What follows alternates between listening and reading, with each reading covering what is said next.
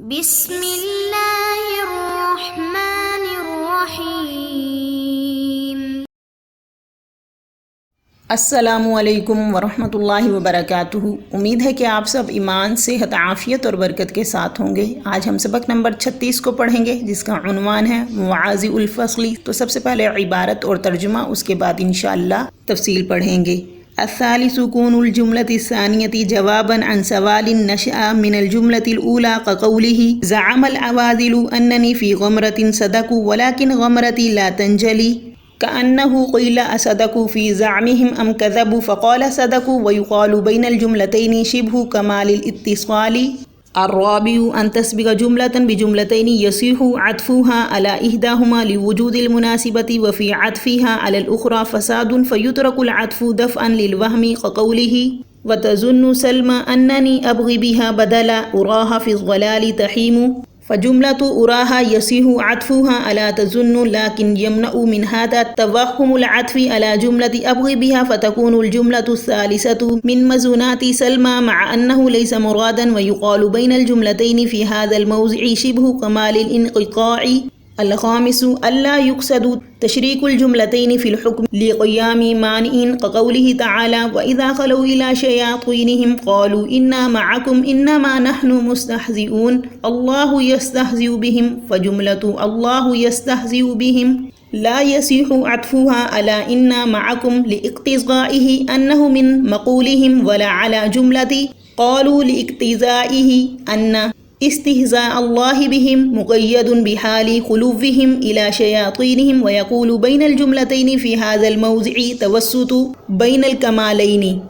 اب ترجمہ دیکھیے۔ دوسرا جملہ اس سوال کا جواب ہوتا ہے جو پہلے جملے سے پیدا ہوا ہے، جیسا کہ اس کا قول ملامت کرنے والی جماعت نے یہ گمان کیا بے شک میں سختی میں ہوں،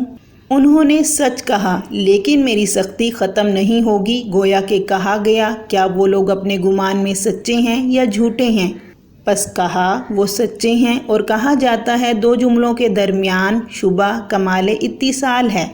اور چوتھی جگہ یہ ہے کہ دو جملوں سے پہلے کوئی جملہ آ جائے جس کا عطف کرنا صحیح ہو، ان دو جملوں میں سے کسی ایک جملے پر بوجہ مناسبت کے پائے جانے سے،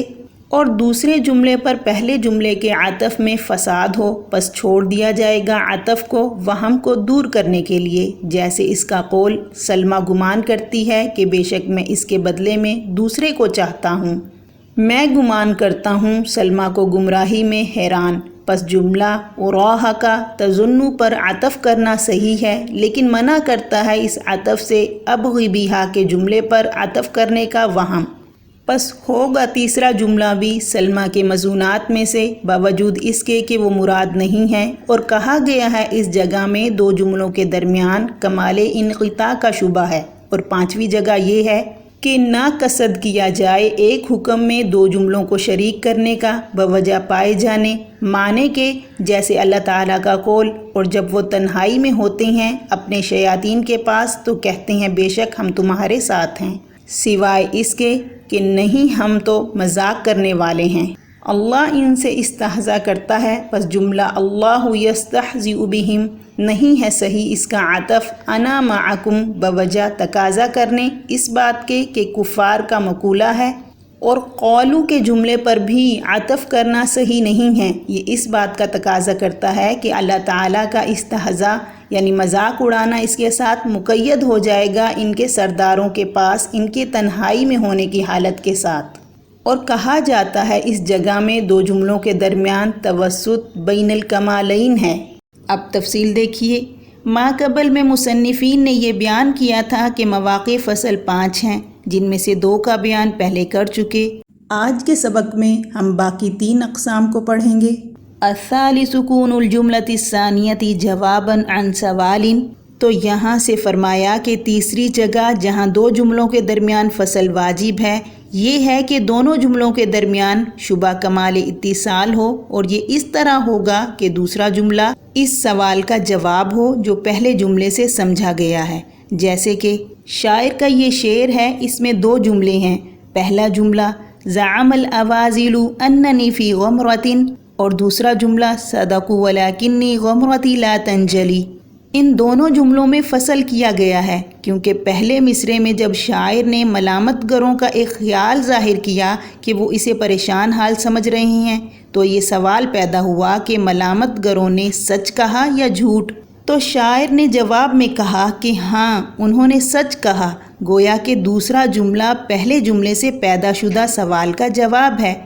اب چونکہ یہاں پر سوال اور جواب میں شدید تعلق اور اتصال ہے، اسی لیے بعض کے اعتبار سے کمال اتصال کے مشابہ ہے، اس لیے اس کا نام شبہ کمال اتصال رکھا گیا۔ الرابع، یہاں سے چوتھی صورت کو بیان کیا جا رہا ہے۔ چوتھی صورت یعنی دو جملوں کے درمیان فصل کی یہ ہے کہ دونوں جملوں کے درمیان شبہ کمال انقطاع ہو، اس طریقے پر کہ دونوں جملوں کے بعد کوئی ایسا جملہ ہو جس کا عطف کرنا ان دو جملوں میں سے کسی ایک پر صحیح ہو، لیکن عطف کرنے میں اس بات کا وہم ہو کہ ممکن ہے اس جملے کا کسی دوسرے جملے پر عطف ہو جائے جو کہ مقصود نہیں ہے۔ بس اس وہم کو دور کرنے کے لیے جملہ اولا یعنی پہلا جملہ اور ثانیہ یعنی دوسرا، اس کے درمیان عطف نہیں کیا جائے گا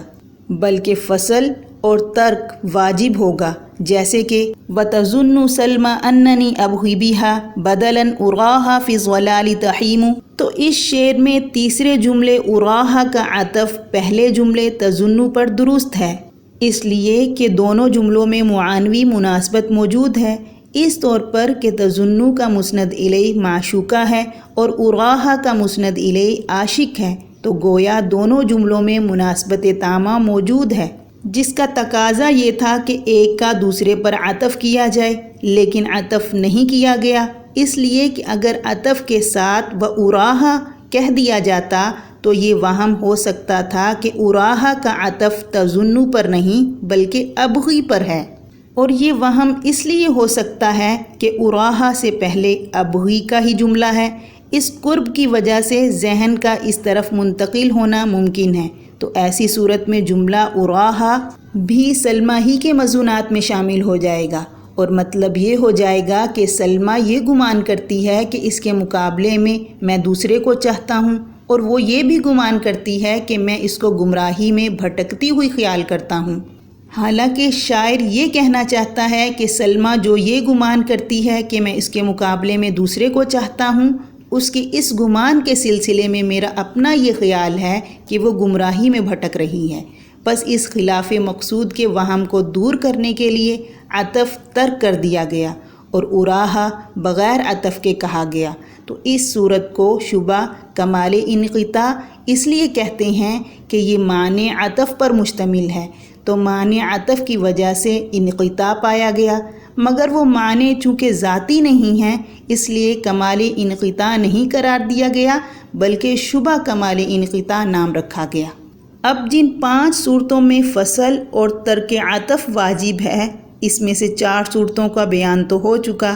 اب الخامس اللہ یقصد تشریک الجملتین، تو یہاں سے 5ویں صورت کو بیان کیا جا رہا ہے کہ جب دو جملوں کے درمیان توسط بین الکمالین ہو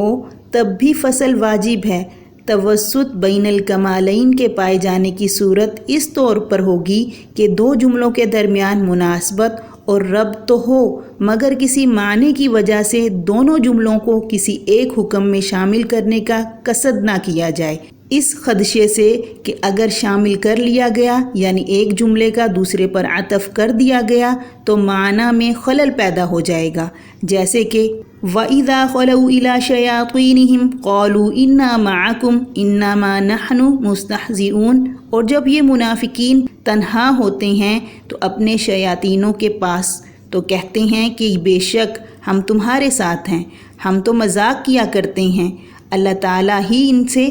استہزاء کر رہے ہیں، مذاق کر رہے ہیں۔ تو اس آیت میں اللہ یستہزئ بہم کا عطف انا معکم پر صحیح نہیں ہے، کیونکہ عطف کرنے کی صورت میں جملہ اللہ یستہزئ بہم منافقین کا مقولہ بن جائے گا، حالانکہ یہ اللہ تعالیٰ کا قول ہے۔ اسی طریقے سے قالو کے اوپر بھی عطف کرنا صحیح نہیں ہے، اس لیے کہ قالو پر عطف کرنے کی صورت میں اللہ تعالیٰ کا منافقین کے ساتھ مذاق کرنا اس وقت کے ساتھ خاص ہو جائے گا جب منافقین کے سرداروں کے ساتھ تنہائی میں ہوتے ہیں، حالانکہ یہ مذاق کرنا عام ہے، کسی وقت متعین کے ساتھ مقید نہیں ہے۔ سبق سے متعلق کچھ سوالات ہیں، وہ نوٹ فرما لیجئے۔ سوال نمبر 1، وصل کی تعریف کریں اور اس کے کلمات بتائیں۔ سوال نمبر 2، وصل کے مواقع کتنے ہیں اور کون کون سے ہیں، وضاحت کیجئے۔ سوال نمبر 3، فصل کی تعریف کریں۔ سوال نمبر 4، فصل کے مواقع کتنے ہیں اور کون کون سے ہیں، وضاحت کیجئے۔ سوال نمبر 5، کمال اتصال اور شبہ کمال اتصال کا کیا مطلب ہے، وضاحت کیجئے۔ سوال نمبر 6، کمال انقطاع اور شبہ کمال انقطاع کسے کہتے ہیں؟ جزاکم اللہ خیرہ۔